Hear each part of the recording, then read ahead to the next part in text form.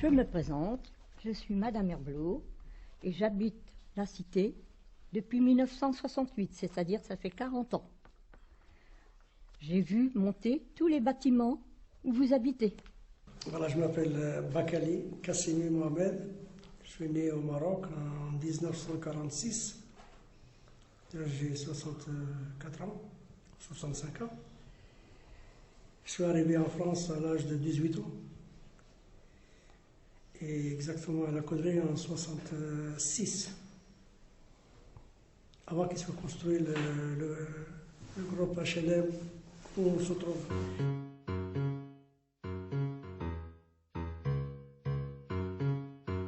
À l'origine, ça a été construit principalement pour des gens comme mon mari qui venaient travailler ici. Alors c'était des cadres, c'est-à-dire c'était des gens qui avaient déjà un poste assez élevé, soit aux usines automobiles, hein, soit à l'hôpital aussi, il y avait des cadres à l'hôpital, les infirmières, les médecins, et soit aussi chez Rochas où il y avait des chaînes d'emballage du parfum. J'ai débuté ma vie ici dans le foyer des travailleurs célibataires, qui est juste à côté. Et je suis venu en France à la demande de la France parce qu'il y avait un besoin pour la main-d'œuvre étrangère. Donc j'ai été sollicité au pays par des gens qui sont venus nous chercher dans nos petits villages. On travaillait exactement dans l'automobile chez Simca, qui se trouve dans l'usine à Poissy, qui est actuellement l'usine de Peugeot. J'ai vu monter tous les bâtiments où vous habitez. Les premiers bâtiments, c'est celui qui est à côté de l'école, et puis le U. Ils savent où c'est le U. Hein. C'est les deux premiers qui ont été faits. Je suis venue visiter en 1967. C'est-à-dire j'ai vécu la moitié de ma vie en France au foyer, et l'autre moitié dans la cité HLM. Donc, mais à travers ma vie au foyer, j'ai assisté à la construction de quartiers. Ça a été fait dans les années 68-69. Tandis qu'avant, c'était une petite prairie ici, avec des petites montagnes, des arbres. Enfin, et le foyer, c'était aussi quelque chose d'extraordinaire, avec des fleurs autour, avec des grillages bien protégés, avec des gardiennages assurés. On avait peur des gardiens. Il y avait des gardiens, il y avait même les rondes la nuit. Puis c'était réservé exclusivement aux gens qui travaillaient chez Simca.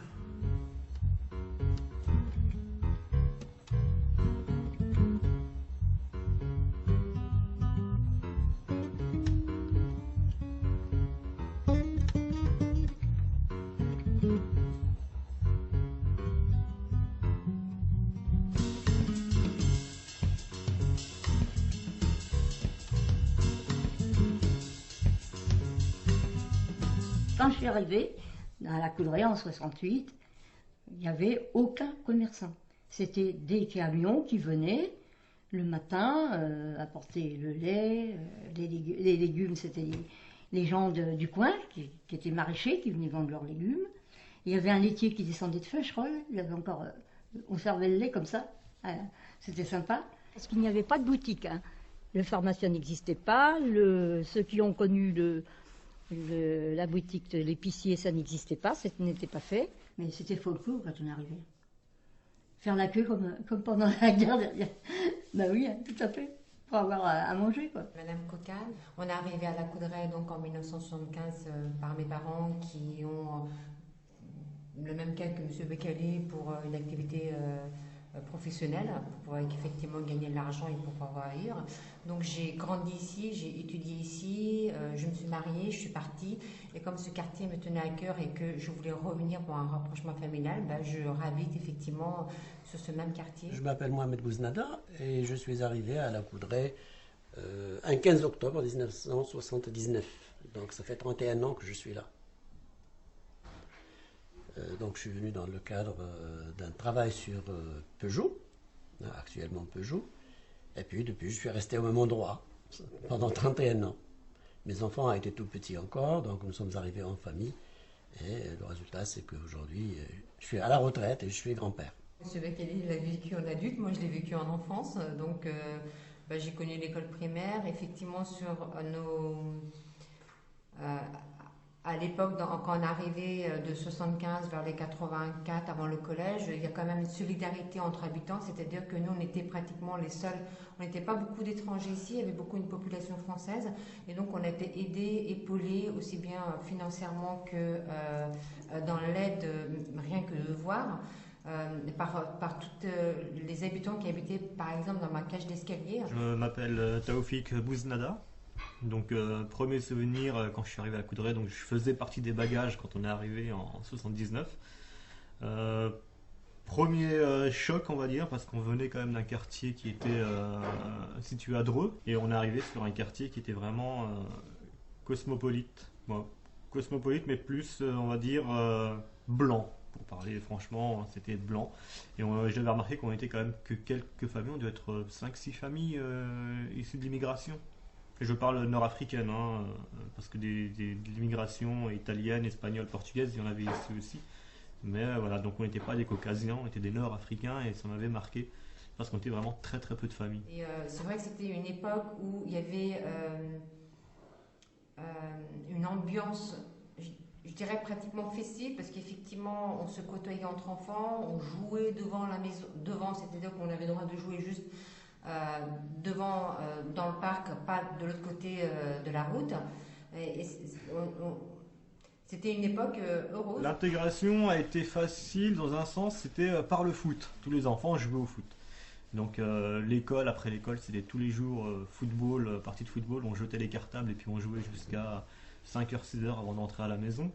Donc on a pu s'intégrer par ce biais-là. Oui, Samir. Est-ce que ça s'est toujours appelé la Coudray? Oui, ça c'est toujours. Ça s'appelait comme ça parce que la Coudray, ça veut dire noisetier. Voilà, noisetier. Moi j'emmenais mes enfants quand ils étaient petits.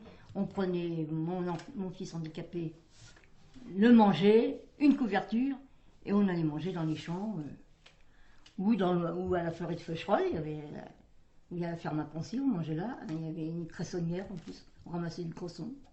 Les bons souvenirs, ça.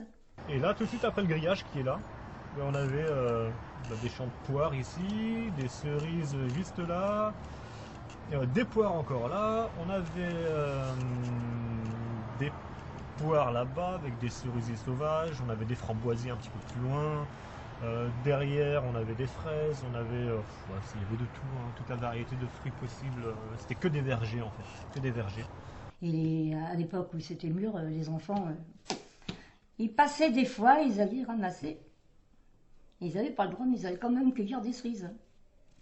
Et c'est l'autre, la Brière, ce connard, excusez-moi, qui avait coupé, tu te rappelles de ça? Qui avait coupé tous les cerisiers. Et ils les avaient arrosés d'essence pour pas que les gamins ramassent les cerises. Non, parce que c'était racheté par la DDE pour faire l'autoroute. Alors du coup, au lieu de laisser les enfants ramasser les cerises, parce que de toute façon, ça allait être avec de la friche, ils ont tout coupé un matin. Oh, surprise. Quand il y a des enfants, en général, les maraîchers voient ça toujours d'un mauvais œil. Ils voient ça d'un mauvais œil, donc ils n'étaient pas contents non plus. On va pas dire qu'on allait les dépouiller, mais quelque part, on comprenait pas non plus pourquoi on n'avait pas le droit d'aller en manger. Donc pour nous, c'était à portée de la main, on les regardait, on allait en prendre un petit peu, mais sans plus. Mais tout le quartier y allait, quoi. Tout le quartier. C'était pas uniquement quelques gamins, mais tout le monde y allait. En 65, ça veut dire qu'il y avait vraiment plein de monde, puisqu'il y avait beaucoup de jeux, de restaurants. Oui, il y avait beaucoup. Je te dis, il y avait plus de 3000 personnes ici, à la Coudray. 3000 personnes, c'est beaucoup. Il y avait les voyages organisés. Moi, je suis allée en Angleterre, je suis allée en Belgique avec le club. Même les enfants, il y avait des sorties pour les enfants et tout ça. C'était très bien.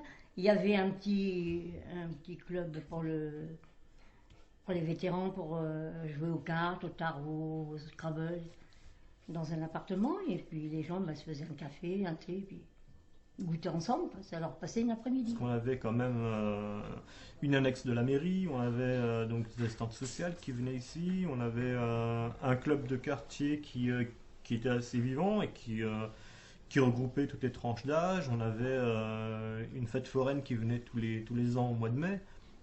On avait quand même pas mal d'activités. Et puis petit à petit, tout ça, c'est parti.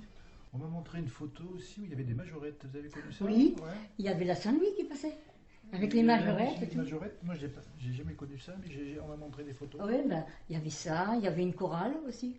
Ils ont même passé à la télé, je ne sais pas sur quelle chaîne, mais ils étaient passés à la télé. Les jeunes, il y avait les filles Isidore, il y avait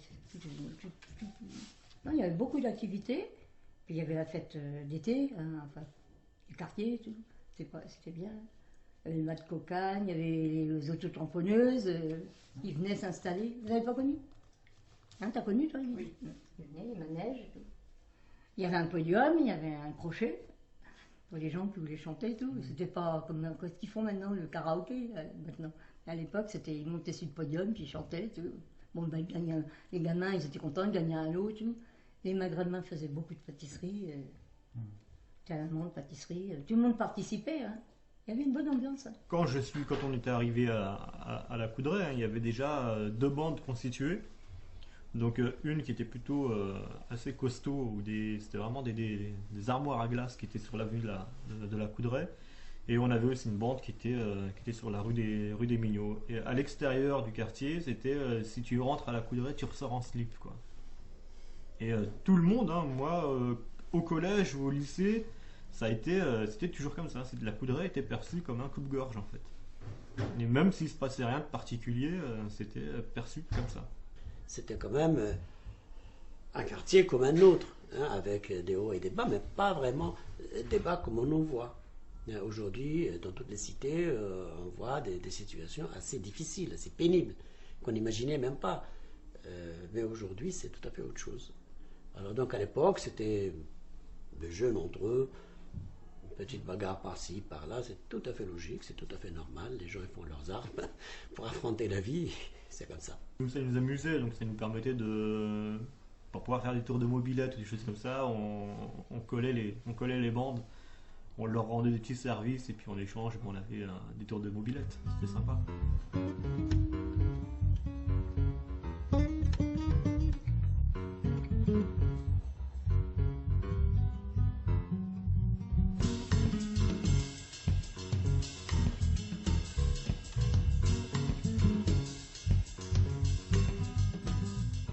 Je m'appelle Idrissi Abdelmajid, j'arrive à la Coudray depuis 1989. Je travaille chez Peugeot, chez Talbot.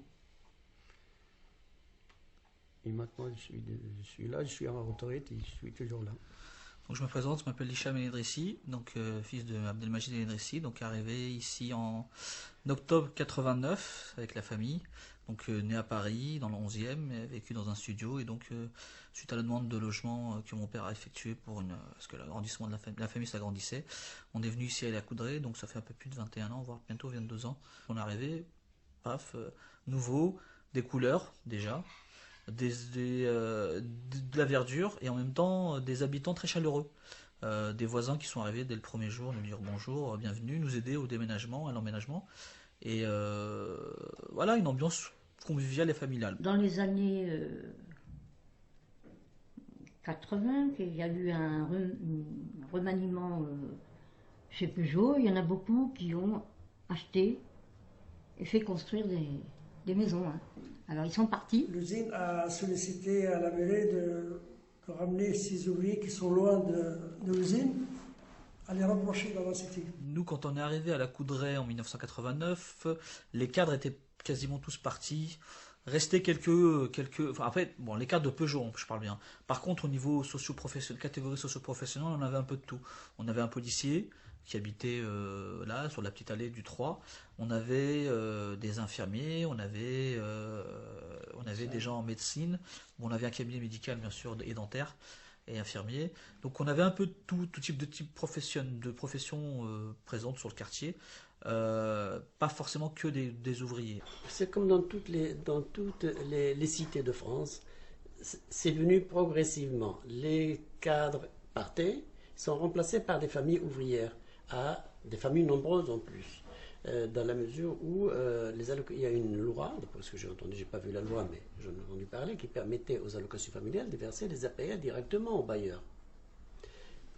Cela encourageait les bailleurs à ramener des familles nombreuses. Bon, un F4 loué pour 7 personnes ou pour 4 personnes, c'est pareil ou même. Sauf que s'il y a des enfants, ça intéresse le bailleur, puisque l'APL serait plus importante et sera versée directement au bailleur. Donc le problème des impayés se trouve résolu. Enfin, en partie résolu. Et donc c'est comme ça. Et puis, au bout d'un moment, c'est bien d'amener des familles nombreuses, c'est bien de loger des gens. Le logement, d'ailleurs, je me bats pour cela. Mais on n'a rien mis autour. Sont arrivés de plus en plus d'autres parties, d'autres vagues d'ouvriers, justement, qui arrivaient, voilà. Nous, on a fait partie, justement, de cette vague de nouveaux ouvriers qui venaient de l'extérieur, de Paris, de banlieues un peu plus éloignées, dans le 28, dans le 60. Cette mutation-là, on l'a remarqué, il y a plusieurs phases en fait. Hein. C'est les gardiens qui partent, et puis les cadres qui s'en vont aussi. Donc la mixité n'existait plus parce que ça devait être une politique voulue où on mettait systématiquement toutes les personnes issues de l'immigration, on les parquait forcément à la périphérie de la ville. Donc plus les gens voyaient que ça devenait vraiment une zone à concentration immigrée, donc les gens partaient petit à petit. Donc ils quittaient et on les remplaçait par des gens issus de l'immigration au fur et à mesure. Et puis donc pas que forcément issus de l'immigration, mais aussi de catégories sociales plus basses. Donc en gros, on a un petit peu ghettoisé le quartier. Moi, je me rappelle, en tant qu'enfant, on nous interdisait de marcher sur la pelouse, que les aires de jeu, on jouait où c'était le lieu dit. Et comment ça se fait qu'effectivement, vers ces années-là, les enfants, ils n'ont pas changé. Hein. C'est effectivement, on leur fait respecter le code de respect mutuel, on le respecte. Et je sais pas, est-ce que c'est lié vraiment à la population qui a changé? Sûrement, il y a un cause à effet, bien sûr. Il y a un cause à effet. Moi, pour ma part, je n'ai pas connu cette période glorieuse que vous citez. Moi, je suis arrivé le premier jour, je suis arrivé ici, il y avait une manifestation. Je vais vous dire, je suis arrivé ici le 15 ou le 16 novembre 2001, et en arrivant ici, il y avait une manifestation contre les violences policières. Donc, je me suis dit, attends, qu'est-ce que je viens faire dans un quartier comme ça s'il y a des violences policières? Mais là où vous avez tous les deux parlé, et qui est très important, c'est que dans les années 90, on a changé la population. On a changé la population. Et quand on a changé cette population, cette main-d'œuvre qui arrive d'Afrique noire et du Maghreb, elle a été installée ici, mais sans structure. Il n'y a pas de quoi occuper les enfants, en fait. C'était simplement, quand ils descendent de leur cage d'escalier, ils se retrouvaient dans la nature. Et vous voyez qu'en grandissant, les enfants, en prenant de l'âge, ils deviennent adolescents, ils ont besoin d'autres choses, et c'est de là que viennent les dégradations. C'est de là que viennent les dégradations. Parce que beaucoup d'enfants descendent, ils sont inoccupés. À fur et à mesure, donc on arrive à ce stade-là.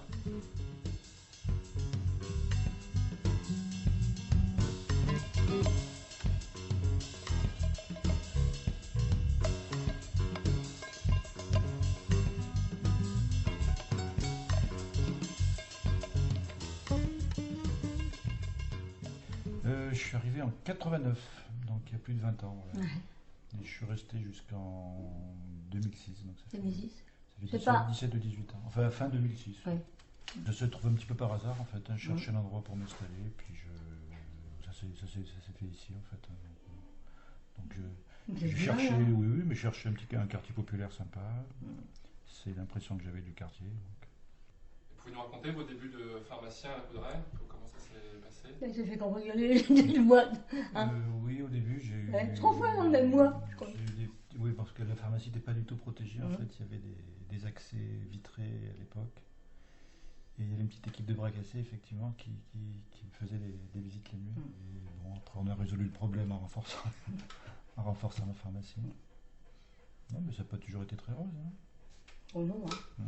Vous voyez souvent sur le pas de la porte, elle est surveillée. Il a eu le moral de rester. On vous aimait bien aussi, tout le monde. Quand on parle de vous, c'est général. Monsieur Julliard ne savait jamais dire non. Quand on lui demandait quelque chose, c'est vrai, hein, Jean-Jacques. Moi, je me souviens quand vous avez fait venir le lait pour Pépette. C'est gravé dans ma mémoire, ça. Qu'est-ce que c'est ça? Ma petite fille a fait une allergie à la protéine de lait. Elle était hospitalisée, ben, ils ont trouvé ce qu'elle avait, et il fallait un lait spécial. Ma fille n'était pas très argentée, alors M. Julia, gentiment, commandait le lait aux hôpitaux de Paris, et ma fille allait le payer quand elle était remboursée. Exactement. Et vous, j'avais dit, attendez de toi. Ça m'a marqué. Tout le monde ne le ferait pas.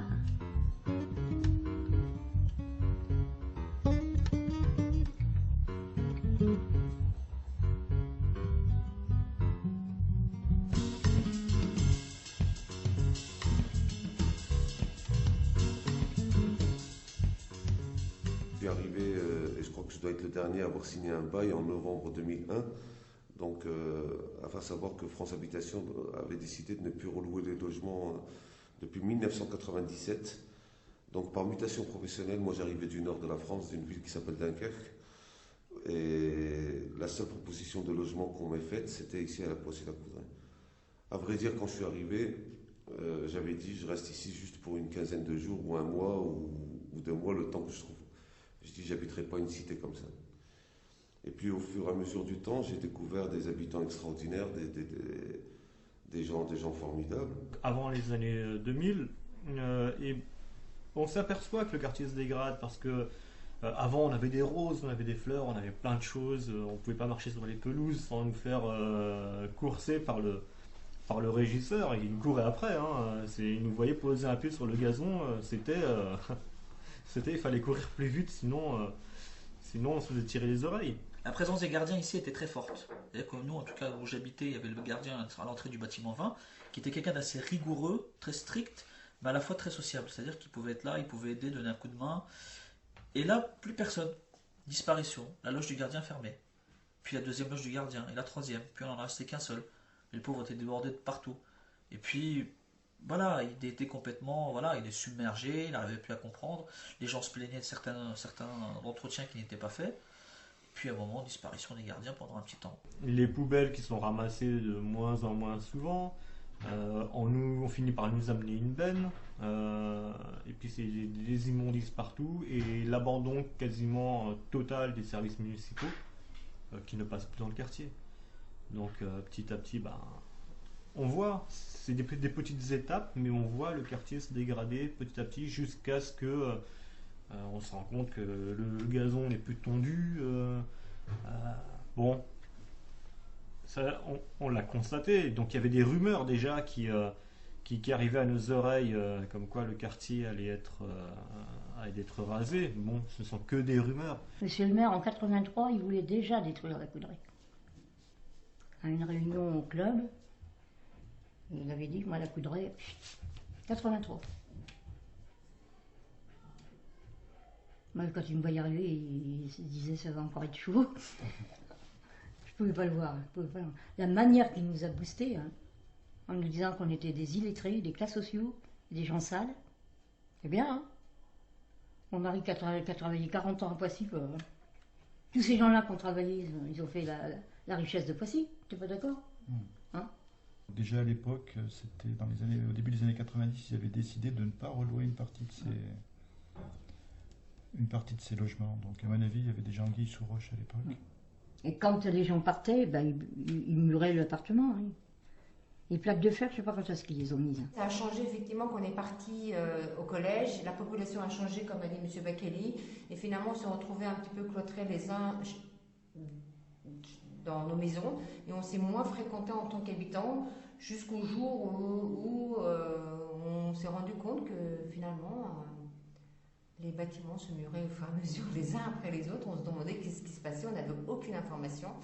Et c'est suite à l'affaire de M. Keïta que les gens de l'extérieur sont venus un petit peu nous en informer. Et lors de la réunion publique du 19 mars 2004, ce n'est plus une rumeur, c'est officiel. On rase le quartier, vous partez, vous revenez dans 5 ans si vous avez les moyens. Ça veut dire... Par exemple, si on avait des copains, on ne serait pas dans la même ville. Oui, voilà, exactement, tu as compris. Ceux qui auraient habité les Mureaux, ben, les enfants auraient été à l'école aux Mureaux, à Chanteloup, pareil. Mais nous, ça ne nous plaisait pas d'aller là. On préférait garder notre cité. Il y avait une réunion publique. D'ailleurs, quasiment tout le quartier y était, parce que je me souviens, c'était au préau de l'école primaire, et la salle était quand même pleine. Et donc il y avait le maire de l'époque, les bailleurs, qui nous présentent le quartier en vue aérienne. Le quartier, une perle dans un écrin de verdure. Alors déjà, on nous présente ça comme ça, et le maire qui nous annonce que je vais tout raser. On va raser le quartier, vous partez. Vous allez faire vos bagages, vous partez. Voilà, la Coudray, un écrin de verdure, situé, tatata, bon bref, que des éloges, et puis à un moment, il faut qu'on démolisse, il faut que vous partiez. Alors l'étonnement général, on se regarde tous, on se dit mais on va aller où, qu'est-ce qui se passe, mais comment ça, où aller? Et puis ça commençait un peu à parler, quoi, les gens s'étonnaient, dans toutes les langues qu'il y avait, parce que c'était un quartier cosmopolite, donc il y avait... ça se parlait entre eux, voilà, c'est de se comprendre, et puis les gens commençaient à intervenir. Il ne faut pas oublier que le maire, à un moment donné, alors que tout le monde gueulait dans le préau, qui nous dit, je ne savais pas que je devais venir avec un traducteur pour me faire comprendre. Donc là, ça a été la goutte qui a fait déborder le vase. Et là, tout le monde l'a pris à partie, hein, moi-même, Monsieur Kawa, et les gens prenaient le micro et on leur en mettait on leur en a mis, hein, et je me souviens qu'il était venu